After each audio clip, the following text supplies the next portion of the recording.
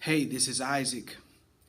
Many of you are aware that earlier this year, January 2018, I released my third book, Invisible Disabilities. But what many of you don't know is that when I released this book that I was excited about releasing because I was able to be vulnerable and transparent about my own struggles and my own life. But when I released this book, I also set off a series of events that appeared to me to be spiritual attacks from the enemy. The operative word is appeared. What many people don't know is that my mother and we got into a very huge argument. There was yelling, there was screaming, there was cursing, there was silence. As a result of me releasing this book, my mother and we didn't talk for 2 whole months.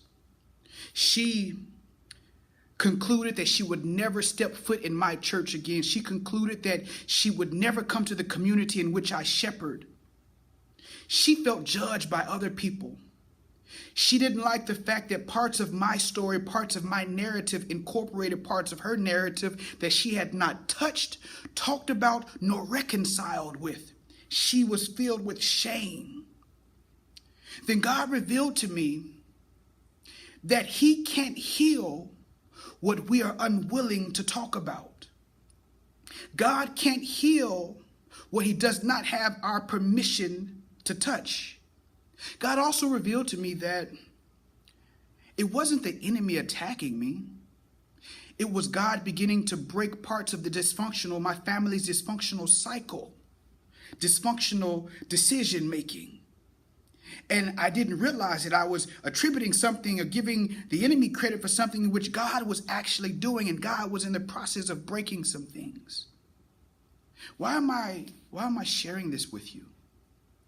It's because as a result of me being faithful and trusting God and releasing this book, my mother and yes, we're talking now, but we're beginning to have a conversation that took 21 years to have. Why am I telling you this? I'm telling you this because I'm excited about something. As a result of me releasing that book and being honest about the things that I'm struggling with, the things that my family struggles with, we're entering into a new series. This new series is entitled Breaking the Cycle.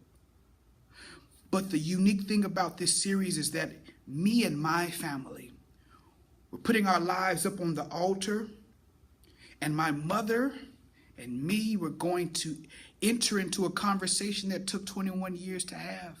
And I want you to come. I want you to join me. I believe God has something that He wants to share with you. It may run in the family, you say, others say, but this is where the running stops. I'm excited because there's cycles that need to be broken.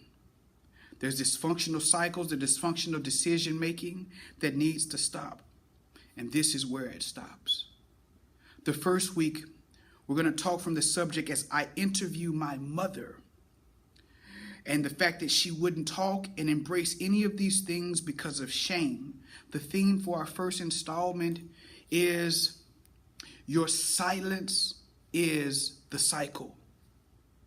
And I'm looking forward to that. The next week will come from the theme, It Runs in the Family.